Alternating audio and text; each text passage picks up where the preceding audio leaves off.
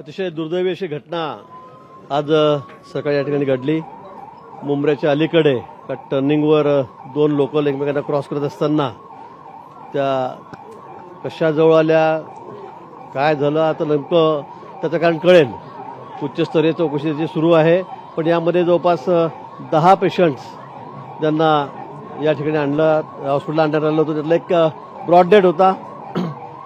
त्यानंतर 2 सिरियस होते, गंभीर होते, त्यामुळे त्यांना ज्युपिटर हॉस्पिटलला पाठवण्यात आलेलं आहे। त्यांचा सिटी स्कॅन झाला, MRI झालेला आहे, त्याच्यावर शस्त्रक्रिया करायची का काय तर मी 2 त्या ठिकाणी बघेल।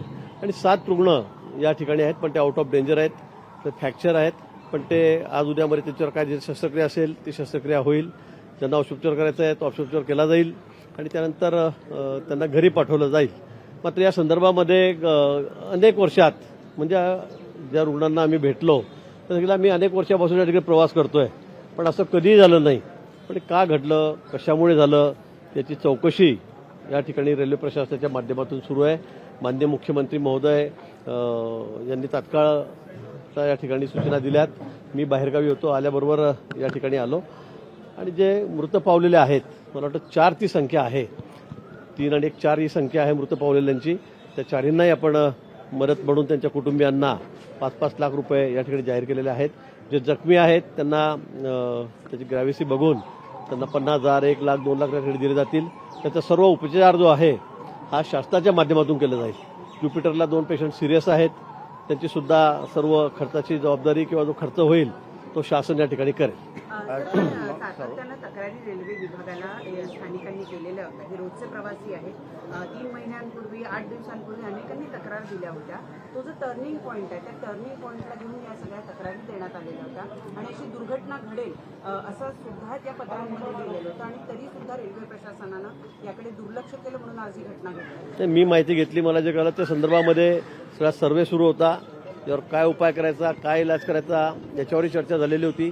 परंतु दुर्दैवाने कधी नव्हत, म्हणजे इतक्या जवळून त्या ट्रेन गेल्या कशा, त्या इतक्या घासल्या कशा गेल्या, घासल्या गेल्यापेक्षा अतिशय जवळ आल्या आणि रेल्वेला ज्या गेटमध्ये लटकून जे आमचे प्रवासी होते, कारण गाडी किती भरलेली असते याची आपल्याला कल्पना आहे, किती गर्दी या गाडीमध्ये असते आणि त्यामुळे मग ते एकमेकाला इकडचे तिकडचे सगळे त्या गाडीला इकडचे पॅसेंजर जे आहेत ते घासले गेलेत। अनेकांना तशा खुणाही आहेत, त्यातले 4-5 बाहेर पडले आणि त्यामुळे त्यांचा मृत्यू झालेला आहे। जे आत फेकले गेलेत ते काही फ्रॅक्चर आहेत, ते गाडीतच राहिलेत, त्यामुळे ते सुदैवाने बचावले। पण हे का झालं, कशामुळे झालं याची चौकशी या ठिकाणी सुरू आहे। निश्चित या संदर्भामध्ये कायमस्वरूपी जो उपाय आहे तो तात्काळ करावा अशी आम्ही रेल्वे मंत्रालयाला त्या ठिकाणी विनंती करू आणि राज्य शासनाच्या माध्यमातून सुद्धा अतिशय गांभीर्याने हा प्रश्न त्या ठिकाणी सोडवण्यासाठी प्रयत्न करू। मध्य रेल्वे नेहमीच उशिराने धावते आणि त्यामुळे घड्याळाच्या काठ्यावर चालणारे प्रवासी आहेत त्या लेट होतात आणि त्यामुळे गर्दी वाढते आणि असे प्रकार होत आहेत। रोज त्या मार्गावर एखादा तरी अपघात घडतोय, परंतु आज मोठा अपघात घडला त्यामुळे हे समोर येत आहे। रेल्वेचा वक्तशीरपणा हवा आहे असं वाटत नाही का? निश्चित रेल्वे तर आपल्या अगदी घड्याळाच्या सेकंड काट्यावरच चालते, आपण बघितलेलं आहे। काही ठिकाणी मग उशीर येतो, त्याची कारणं टेक्निकल असतात, वेगवेगळी असतात, त्यामुळे होत असतात, होत नाही असातला भाग नाही आहे।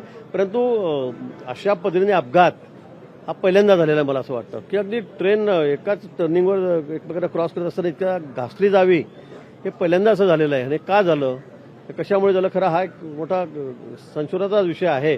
त्या संदर्भामध्ये रेल्वे अधिकारी जे आहेत, सगळे टेक्निकल अधिकारी आहेत, ते स्पॉटवर आलेले आहेत। उच्चस्तरीय जे अधिकारी आहेत पदावरचे ते सुद्धा त्या ठिकाणी आलेले आहेत, ते चौकशी करतायत। परंतु झालेली घटना अतिशय दुर्दैवी आहे। या पुढच्या काळामध्ये असं काही होणार नाही या संदर्भामध्ये सगळ्या जे काळजी आहे, जे त्या काही उपाययोजना करायच्या आहेत त्या संदर्भामध्ये माननीय मुख्यमंत्री महोदय दिल्लीलाही बोललेले आहेत, उच्चस्तरीय अधिकाऱ्यांशी रेल्वेच्या बोललेल्या आहेत। त्या सर्वात आपण निश्चित काळजी घेऊ। माननीय मुख्यमंत्री महोदय त्या संदर्भामध्ये निश्चित बोलतील, पण सर्व अधिकाऱ्यांशी या ठिकाणी मुख्यमंत्री महोदय बोललेले आहेत। त्यांनीच मलाही कल्पना, तुम्ही प्रवासात होतो, त्यांचाच मला पहिले कार्यालयातून फोन आला की त्या ठिकाणी पोहोचा म्हणून। मला थोडा यायला उशीर झाला, मी बाहेरगावी होतो आणि म्हणून त्याच्या सूचनेवर मी या ठिकाणी आलेलो आहे आणि जी काही मदत असेल नियमानुसार ती आपण या ठिकाणी मुख्यमंत्री महोदयांनी जाहीर केलेली आहे। सर हिंदी में, सर हिंदी में, सर थोड़ा हिंदी में, सर थोड़ा हिंदी में, सर हिंदी सर बोलिए। काम आज इस हॉस्पिटल में मैंने देखा कि 10 पेशेंट जो है यहाँ पर लाए गए थे, उसमें से एक ब्रॉड डेड था, 2 सीरियस थे, इसलिए जुपिटर हॉस्पिटल में सिटी स्कैन के लिए, एमआरआई के लिए उनको भेजा गया है। 7 जो पेशेंट्स है वो कई जगह फ्रैक्चर है, हाथ में फ्रैक्चर है, पैर में फ्रैक्चर, लेकिन वो आउट ऑफ डेंजर है। यहाँ पे कोई ऐसे मतलब सब खतरे से बाहर है। राज्य सरकार की तरफ से पूरा इलाज इनका हो रहा है। माननीय मुख्यमंत्री जी ने मुझे भी यहाँ पे भेजा है, मैं बाहरगांव था, मैं तुरंत यहाँ पे आया हूँ। और जो एक्सपायर हो गए, ऐसे 4 लोग हैं जो इस हादसे में एक्सपायर हुए हैं, मृत हुए हैं, उनको 5-5 लाख रुपए मुआवजा दिया जाएगा उनके परिवारजनों को। और जो इंजर्ड है उनका सारा खर्चा राज्य सरकार करेगी। और भी कुछ हायर सेंटर में भेजना, जैसे हमने जुपिटर में पेशेंट भेजे और कहीं भेजना है तो उनको भी जो खर्चा आएगा वो राज्य सरकार करेगी। सर वारंवार गाड्या या रद्द केल्या जातात, स्पेशली ठाणा गाड्या या रद्द केल्या जातात। सर लगातार गाड़ियां रद्द की जाती है और दीवा जंक्शन से गाड़ियां नियमित शुरू की जाए, ये तमाम प्रवासी संघों को, मुंबई रेलवे प्रवासी संघ है, मुमरा रेलवे प्रवासी संघ है, दीवा का है, कलवा का है, सबकी ये लंबी मांग है। लेकिन मध्य रेलवे जो है और रेलवे मंत्रालय इस पर संवेदनशीलता से काम नहीं कर रहा है, क्या कहना चाहिए सर? मैंने देखा है इस लाइन पे बहुत भीड़ होती है, काफी भीड़ रहती है, हम सबको भी पता है।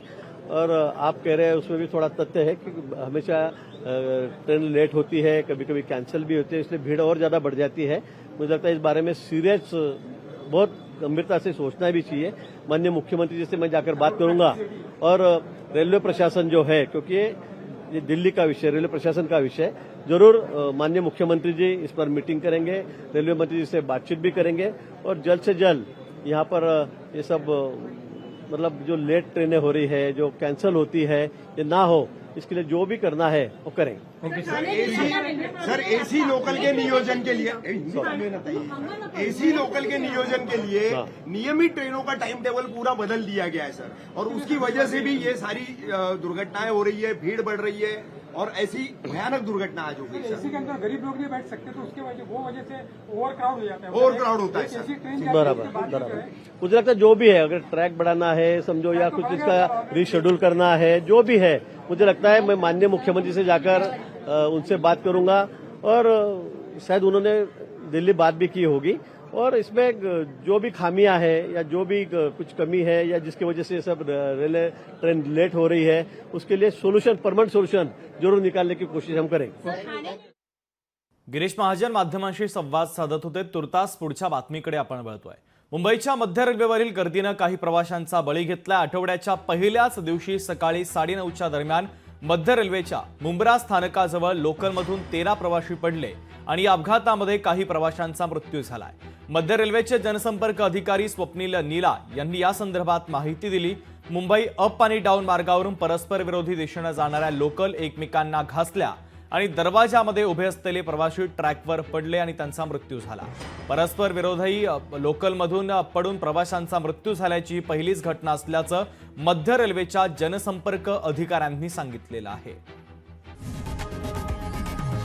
लोकशाही मराठी ऐका, पहा, जागरूक रहा।